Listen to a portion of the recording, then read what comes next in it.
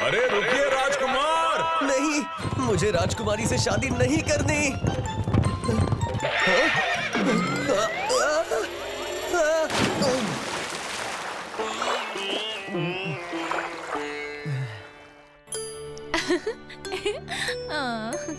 अगर ऐसे ही सारे राजकुमार भागने लगे तो मैं अपना राजपाट छोड़कर कहीं और चला जाऊंगा। नहीं नहीं पिताजी, ऐसा मत बोलिए, मैं शादी करूंगी। मगर मेरी एक शर्त है। कैसी शर्त? जो कोई भी मेरे खरगोशों का पूरे 1 मास तक ख्याल रख पाएगा, मैं उसी से विवाह करूंगी। सुनो सुनो सुनो, जो कोई भी राजकुमारी के खरगोश।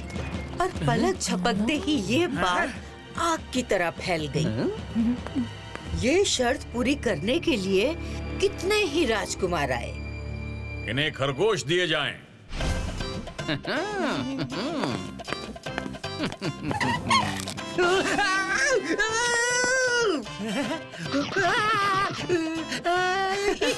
उन खरगोशों ने ऐसा कमाल किया कि सारे राजकुमार खरगोशों को वापस छोड़ के चले गए। देश विदेश के राजा राजकुमार आए मगर इन छोटे खरगोशों को संभाल नहीं पाए। मुझे तो दूर दूर तक कोई नहीं दिखता जो ये कार्य पूर्ण कर पाए।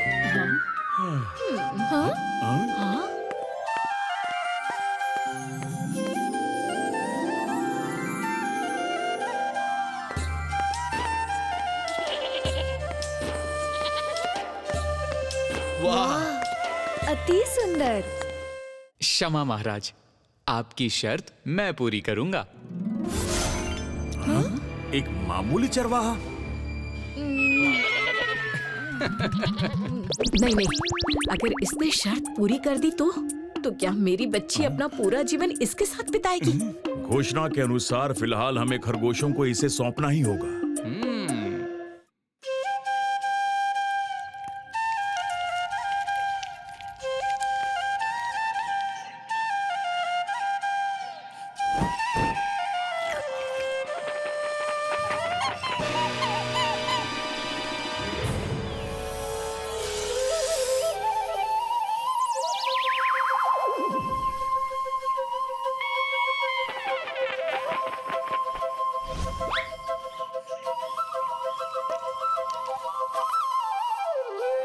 राजकुमारी जी, मैंने आज तक आपके खरगोशों को इतना आनंदित नहीं देखा।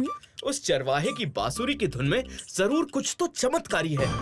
अच्छा, ये तो बड़ी अनोखी बात है। सेनापति की बात से प्रभावित होकर चुपके चुपके राजकुमारी तारा खुद से ये सब देखने के लिए पहुंच गई।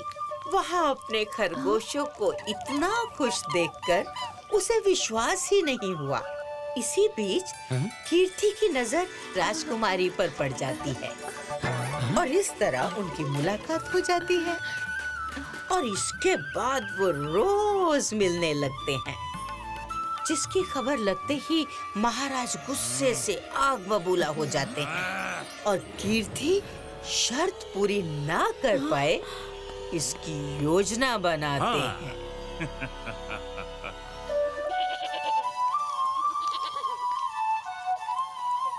क्या बात है? ये खरगोश तो बहुत ही प्यारे हैं। महाराज, अपनी बिटिया की खातिर 1-2 ले सकते हैं क्या? इनके बदले हम आपको स्वर्ण मुद्रा दूंगा। हाँ, क्यों नहीं। मगर उसके लिए केवल सोने की मुद्रा नहीं, मेरा कुछ कार्य भी करना होगा। जैसे कि गंदे कपड़े धोने होंगे, थोड़ी मालिश करनी होगी, मेरे जूतों को चमकाना होगा। मुझे कोई देख तो नहीं रहा। आखिर इस चरवाहे के पास जूते और कपड़े होंगे ही कितने। मैं तैयार हूँ।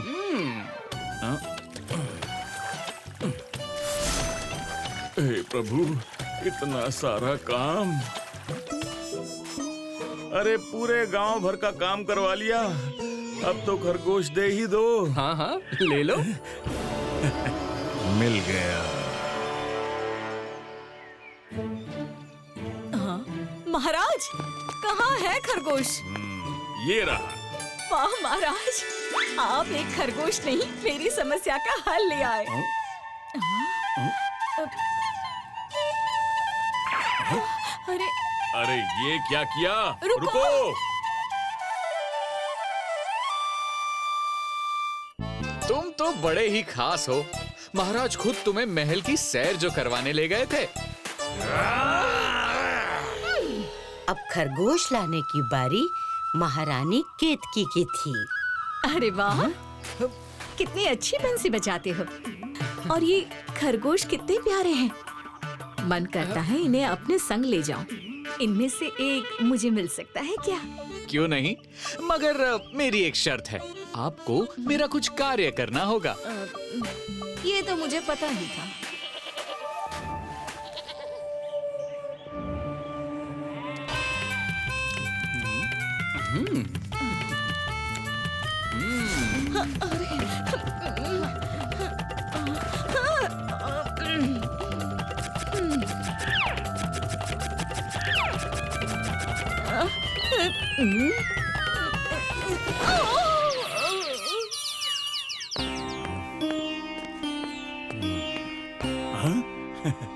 इस कक्ष के खिड़की दरवाजे बंद कर दीजिए। जल्दी कीजिए।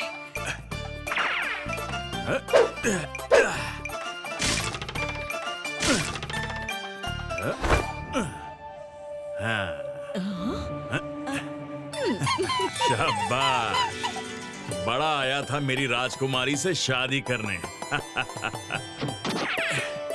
सुनो, जश्न की तैयारी करो।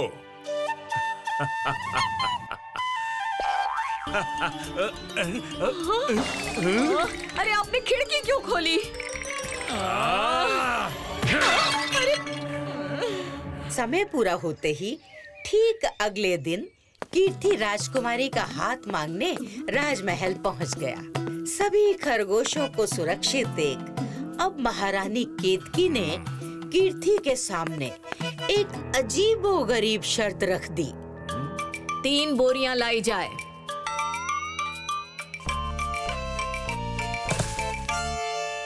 इन्हें तुम्हें किसी वस्तु से नहीं, बल्कि इन्हें अपने शब्दों से भरना होगा।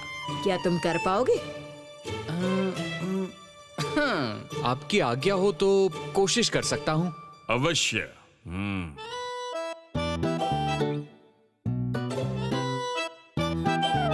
एक बार एक राजा हुआ करता था, जिसके भय से पूरा राज्य कांपता था।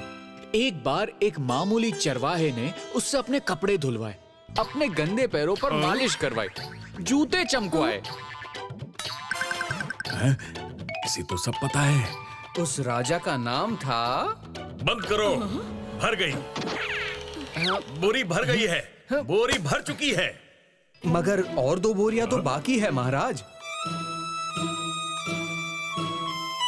एक बार एक बहुत ही खूबसूरत महारानी रहा करती थी, मगर एक दिन उसने एक मामूली चरवाहे की बात मानते हुए उसके फटे कपड़ों की सिलाई की, उसके भेड़ों के बाल काटे। उस महारानी का नाम था। बंद करो, बंद करो। बस बस।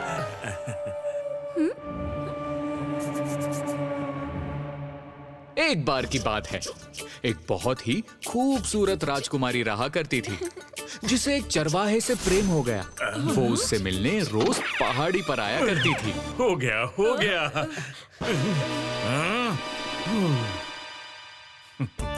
शाबाश, तुम इस परीक्षा में भी उत्तीर्ण हुए। तुम सच में बुद्धि के भंडार हो। निसंदेह हमें राजकुमारी के लिए तुमसे अच्छा वर नहीं मिल सकता।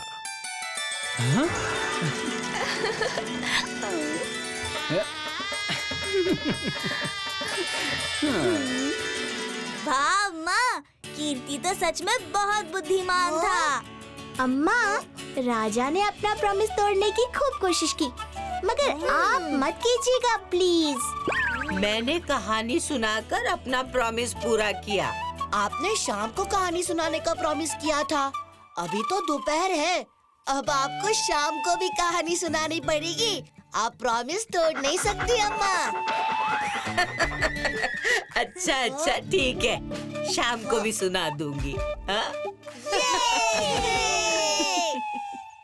विजयनगर के महाराज विद्याधर की बेटी राजकुमारी पद्मा अब बड़ी हो चुकी थी और उसकी सुंदरता के किस्से दूर दूर तक फैल चुके थे।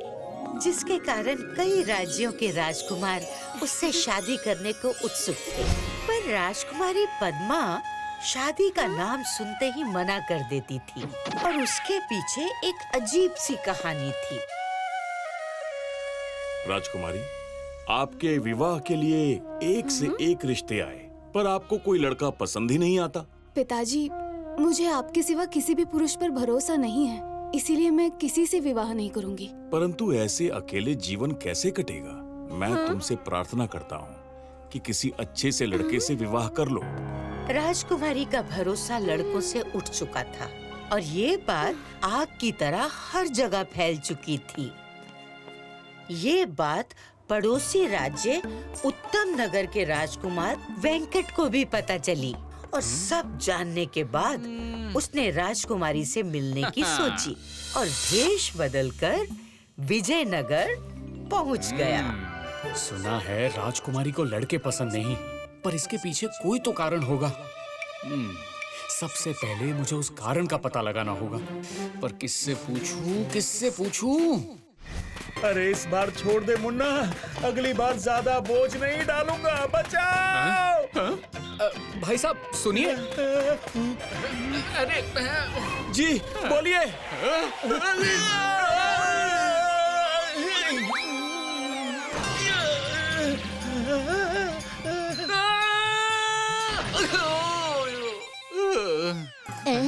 खुश रहो बेटे, इतने जोर से पैर पड़ने की क्या जरूरत थी, संस्कारी लगते हो। चलती हूँ, नहीं तो राजमहल पहुँचने में देरी हो जाएगी। राजमहल? जो भी हुआ सही आदमी से मिला, इन्हीं से पूछता हूँ। काकी, अरे अम्मा, मैं उठा लेता हूँ। भला हो तुम्हारा बेटे। धन्यवाद काकी। क्या आप राजमहल में काम करती है? हाँ बेटे। ओह, फिर तो आप राजकुमारी पद्मा को भी जानते होंगे। हाँ बिल्कुल, बचपन से। काकी बुरा ना मानो तो एक बात पूछूं? हाँ पूछो। फिर ये बताओ कि राजकुमारी पद्मा लड़कों से नफरत क्यों करती है? क्या बताऊं बेटे, बहुत लंबी कहानी है। अब रास्ता भी तो लंबा है, कहानी सुनते सुनते रास्ता कट जाएगा। ठीक है, सुनाती हूँ। राजकुमारी को बचपन से ही एक दासी से बड़ा लगाव था। उसी दासी ने शुरू से ही उसकी देखभाल की थी और उसी दौरान वो रोज राजकुमारी को एक ही कहानी सुनाती थी। कहानी थी एक खूबसूरत मैना परिवार की, जिसमें मैना, उसका पति और 2 बच्चे थे। सब लोग खुशी खुशी अपने घोंसले में रहते थे, पर एक दिन पेड़ में आग लग गई। बेचारी मैना अपने पति से कहती रही कि वो उन्हें और बच्चों को कहीं सुरक्षित ले जाए, पर उसका पति तो ये सोचता रहा कि आग कुछ ही देर में बुझ जाएगी। देखते ही देखते पेड़ के साथ मैना और उसके बच्चे भी जल गए और उसका पति उन्हें छोड़कर उड़ गया। ये तो बहुत बुरा किया मैना के पति ने। यही राजकुमारी को भी लगता है। बार बार एक ही कहानी सुनने की वजह से वो इतनी प्रभावित हो गई कि धीरे धीरे उसे लगने लगा कि उसका ये जन्म उसी मैना का दूसरा जन्म है और पिछले जन्म में उसके पति ने उसके साथ इतना बुरा किया था, इसलिए वो हर लड़के से नफरत करती है। तो ये बात है। काकी, राजमहल आ गया। कहानी सुनाने के लिए धन्यवाद। जीते रहे बेटा। तो ये कारण है राजकुमारी के लड़कों के प्रति नफरत का। मुझे कुछ ऐसा उपाय सोचना पड़ेगा जिससे राजकुमारी की नफरत खत्म हो जाए। महाराज, मैं एक कहानीकार हूँ। मेरे पास रंग बिरंगे नए पुराने देश विदेश हर तरह और हर जगह की कहानियाँ हैं। अगर आप आदेश दे तो मैं वो आपको सुनाना चाहता हूँ। हाँ हाँ, क्यों नहीं, आदेश है। पर महाराज, मेरी एक शर्त है। कैसी शर्त? मैं किसी स्त्री से बात नहीं करूंगा और अपनी कहानी भी किसी स्त्री को नहीं सुनाऊंगा। ये कैसी शर्त है? क्या मैं इसका कारण जान सकता हूँ? जरूर महाराज। जब मैं कहानियों के लिए देश विदेश घूम रहा था, तब मैं एक साधु से मिला। उन्होंने मेरी सेवा से खुश होकर मुझे बताया कि पिछले जन्म में मैं एक नर मैना था। मैं अपनी पत्नी और बच्चों के साथ एक पेड़ में रहता था। फिर एक दिन उस पेड़ में आग लग गई और मेरी पत्नी हम सबको उस आग में जलता छोड़ वहाँ से चली गई। मैं उससे हम सबको बचाने को बोलता रहा, पर उसने मेरी एक ना सुनी और बस अपने प्राण बचा के चली गई। और जब से मुझे ये बात पता चली, मुझे स्त्रियों से नफरत हो गई। मैंने तय कर लिया कि मैं कभी भी विवाह नहीं करूंगा। रुक जाओ! तुम्हारा ये साहस कि तुम मेरी कहानी चुराओ। तुम कोई कहानीकार नहीं, चोर हो। सिपाहियों, बंदी बना लो इसे।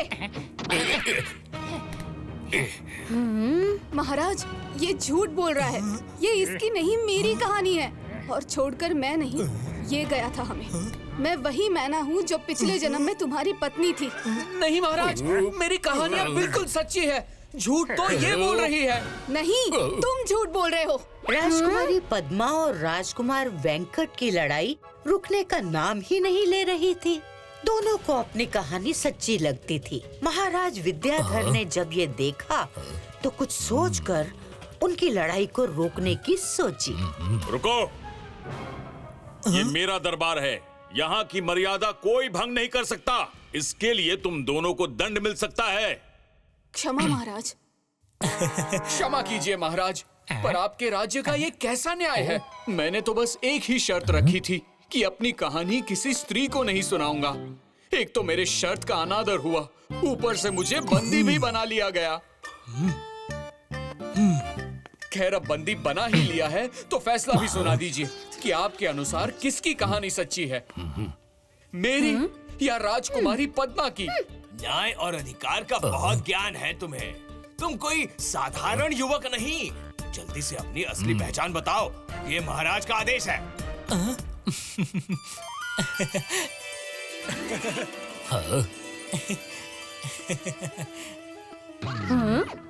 राजकुमार वेंकट, आप? महाराज, महाराज, ये हमारे पड़ोसी राज्य उत्तम नगर के राजकुमार वेंकट हैं।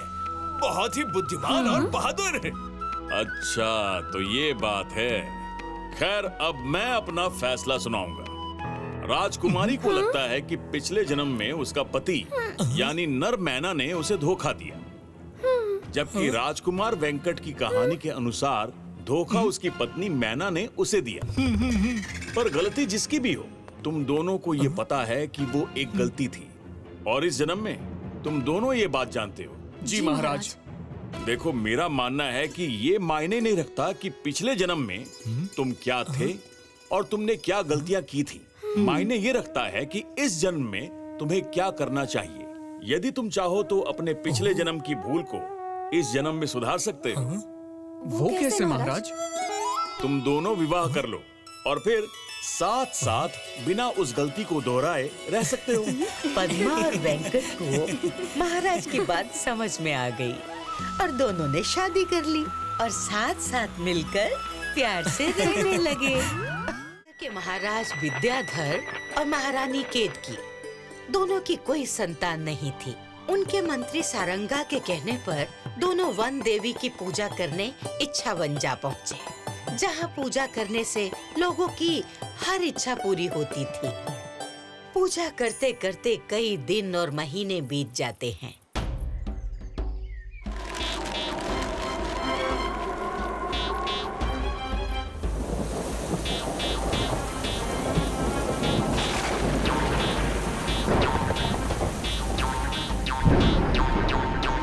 आखिरकार दोनों की प्रार्थना से वन की देवी प्रसन्न हो जाती है। मैं तुम्हारी समस्या जान गई राजन। आज से कुछ ही महीनों के बाद तुम्हारे महल में एक सुंदर राजकुमारी का जन्म होगा, मगर उसमें एक कमी होगी। कमी? कैसी कमी देवी? उससे हर रोज नए वस्त्र पहनना बहुत पसंद होगा, जिसकी इस आदत से तुम्हारे जीवन में बहुत बड़ा संकट आ सकता है। तो बताओ, क्या अभी भी तुम्हें संतान चाहिए? देवी, इतनी बड़ी खुशी के साथ थोड़ी सी तकलीफ मिलती भी है तो कोई बात नहीं। तथास्तु।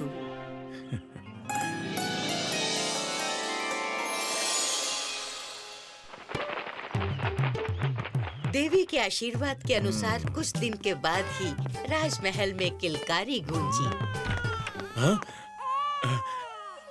बधाई हो महाराज, लड़की हुई है। मेरी प्यारी बिटिया। सुनो सुनो सुनो।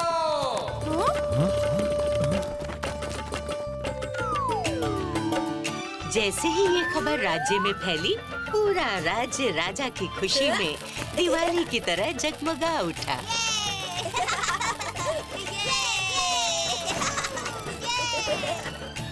जैसे जैसे समय बीता, वैसे वैसे राजकुमारी चित्रलेखा और भी सुंदर होती गई।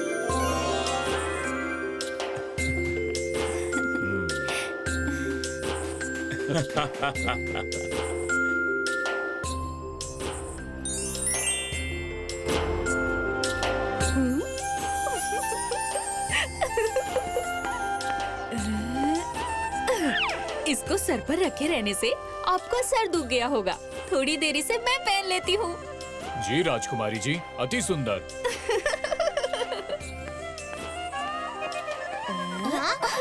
अरे ये क्या? रंग सहेज के रखने की नहीं, उड़ाने की वस्तु होती है।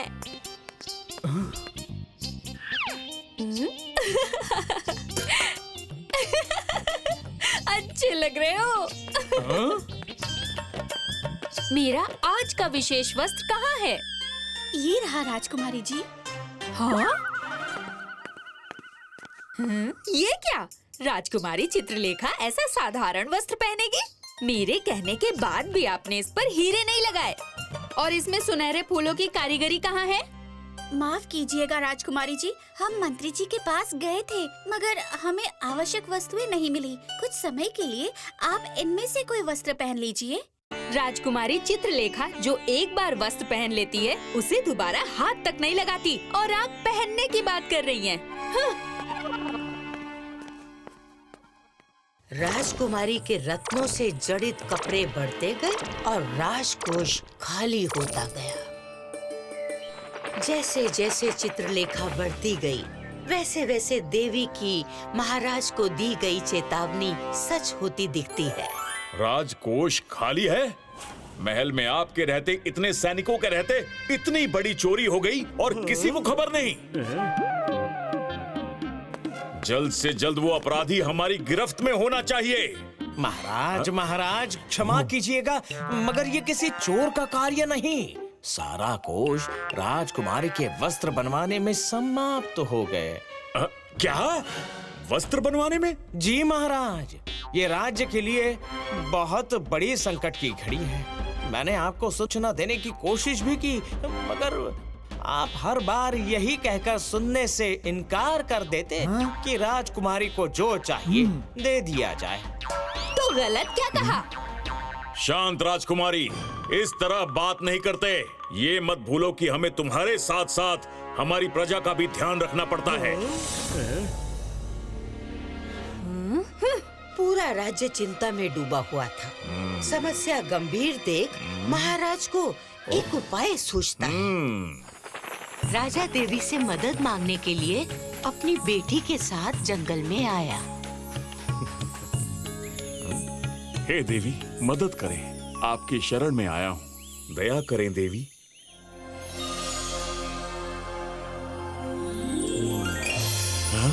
मुझे तुम्हारे आने का कारण ज्ञात है राजन। मैंने तुम्हें चेतावनी दी थी, मगर तब तुम नहीं माने।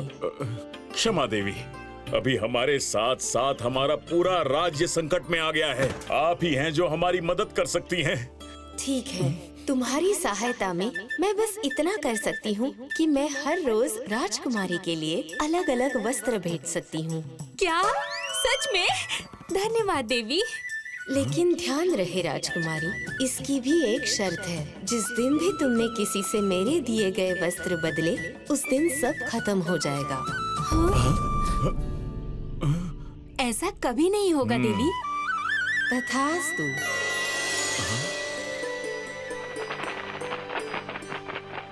अगले दिन से ही रोज राजकुमारी के लिए नए नए वस्त्र प्रकट हो जाते और उन्हें पहन पहन कर वो बहुत खुश हुआ करती थी। ऐसे ही दिन महीने ऋतु बदलते गए, मगर नहीं बदला था तो राजकुमारी का चंचल मन। राजकुमारी कुछ समय देवी के वस्त्रों को पहनने के बाद उनसे बोर होने लगी और समय के साथ साथ देवी से किया गया अपना वादा भी भूल गई।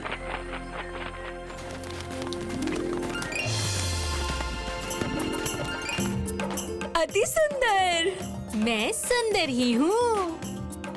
कौन है ये सुंदरी?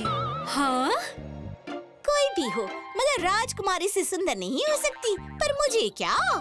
अरे राजकुमारी तो है ही सुंदर। उनके पास कीमती वस्त्र है, आभूषण है, मगर ये तो इन साधारण कपड़ों में भी कितनी खूबसूरत लग रही है।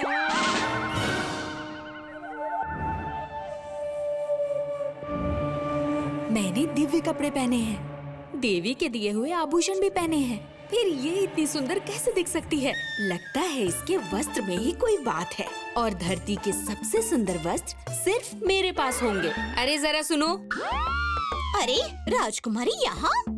हाँ? प्रणाम राजकुमारी जी। देखो, मुझे आगे मेले में जाना है और अगर वहाँ के लोगों ने मुझे पहचान लिया तो गड़बड़ हो जाएगी। इसलिए मेरे इन वस्त्रों के बदले में तुम अपनी साड़ी मुझे दे सकती हो क्या? मेरी साड़ी? कहीं आप मजाक तो नहीं कर रही? बिल्कुल नहीं। ठीक है।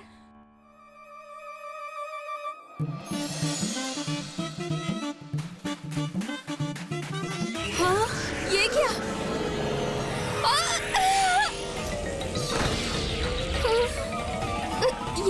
ये मैं कहाँ आ गई?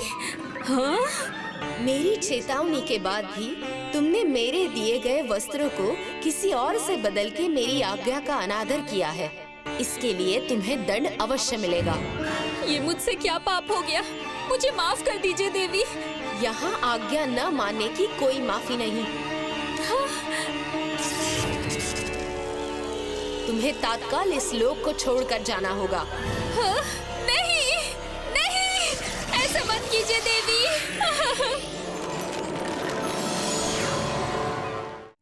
If you like this video, subscribe to our channel Murthy Media.